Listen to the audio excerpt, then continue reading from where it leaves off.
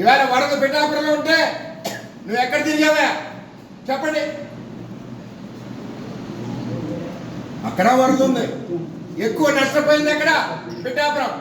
గొర్రెగడ్డి కోసింది, నక్కల గడ్డి కోసింది, ఎక్కడికెక్కడ తెగిపోయి 34 గడ్డలు పడ్డాయి. నువ్వు ఎంత అందమైన కాలనీ కట్టావు, జగనన్న కాలనీ. 40 ఎకరాలు, ఎకరా అక్కడ 15 లక్షలు, నువ్వు కొట్టేసింది 60 లక్షలు. చుట్టూ నీరు, మధ్యలో పేదవాళ్ళు. ఎందుకు వెళ్ళలేదు అక్కడ? మొన్న నేనే మా పవన్ కళ్యాణ్ వెళ్ళలేదా? నువ్వు ఎందుకు వెళ్ళకపోయావు అక్కడికి? ఎందుకు నువ్వు కట్టిన కాలనీ కదా, ఎందుకు వెళ్ళకపోయావు?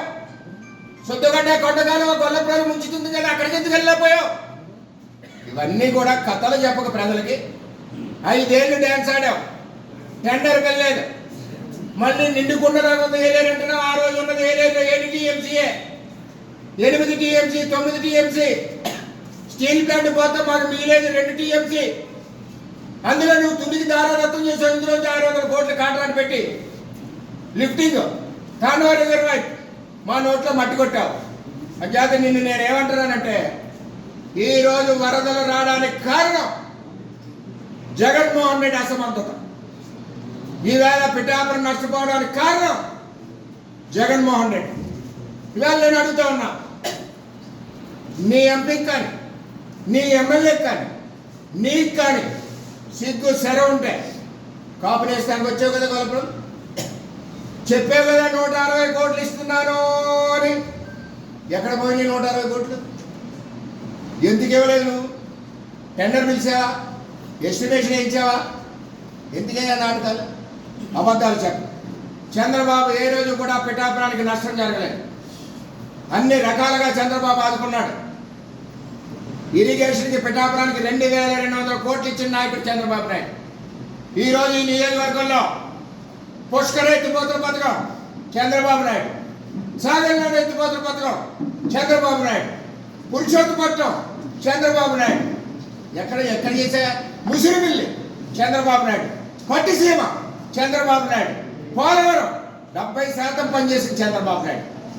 1 అవర్ అంబటి రాంబాబు నువ్వు కలిసి దయాప్రమాలు పగలబట్టి నాశనం చేసి వరదలు వచ్చేలా చేశారు మీరు. ఇవాళ వరదలకు కారణం నీ పరిపాలన, నీ టైమింగ్స్ ఏంటంటే ముఖ్యమంత్రికి 10 గంటలకు వస్తావు ఆఫీస్కి, 5 గంటలకు close, Saturday close, Sunday close, మళ్ళీ కోర్టు హాలిడేస్, కోర్టు వాయిదాలు క్లోజు. చంద్రబాబుకి అది కాదు.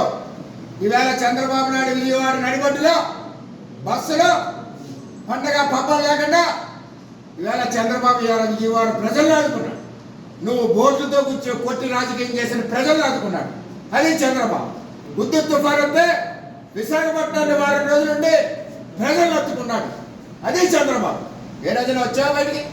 ముఖ్యమంత్రిగా వచ్చా. ఈవేళ పదవి కోసం వస్తున్నావు, మళ్ళీ ముఖ్యమంత్రి కోసం వస్తున్నావు. లిక్కర్ ఆదాయం తగ్గిపోయింది, మళ్ళీ ఎప్పుడు ఎక్కేయాలని వస్తున్నావు. వచ్చి 2 నెలలు అవ్వలేదు. పథకాల నీకు 10,000, నీకు 10,000 ఏమన్నా చెక్కిందా? 10,000 కావాలంటే నిన్ను కూడా స్కీమ్లో పెట్టుకుంటాం. జగన్ రెడ్డి అన్నీ ఇస్తాం. చంద్రబాబు చెప్పిన కూటమి ప్రభుత్వం మాటలు అన్నీ ఇస్తాం, ఏది వదలం. పేదవాళ్ళ ప్రభుత్వం కూటమి ప్రభుత్వం, చంద్రబాబు ప్రభుత్వం. నీకులాగా ధనవంతుల ప్రభుత్వం కాదు. ఒకటి గుర్తుపెట్టుకోవాలి. ఈ విధంగా మీరు కార్యక్రమాలు చేస్తా ఉన్నారు. ఏది ఏమైనా 13 లక్షల కోట్లు అప్పు చేసిన వ్యక్తి ఎవరైనా ఉన్నారంటే ఈ ప్రపంచంలో ఒక్క జగన్మోహన్ రెడ్డి. 13 లక్షల కోట్ల అప్పుతో చంద్రబాబు నాయుడు వేళ ఇరిగేషన్ ప్రాజెక్టులన్నీ, మూల వేసిన ఇరిగేషన్ ప్రాజెక్టులన్నీ, పట్టిసీమ అవనండి, పురుషోత్తపట్నం అవనండి, పోలవరం అవనండి, భుజాల మీద వేసుకుని 75 ఏళ్ల వయసులో పనిచేస్తున్నాడు. ఇవాళ చంద్రబాబుని విమర్శించడానికి సిగ్గుండాలి. చూసి నేర్చుకోవాలి.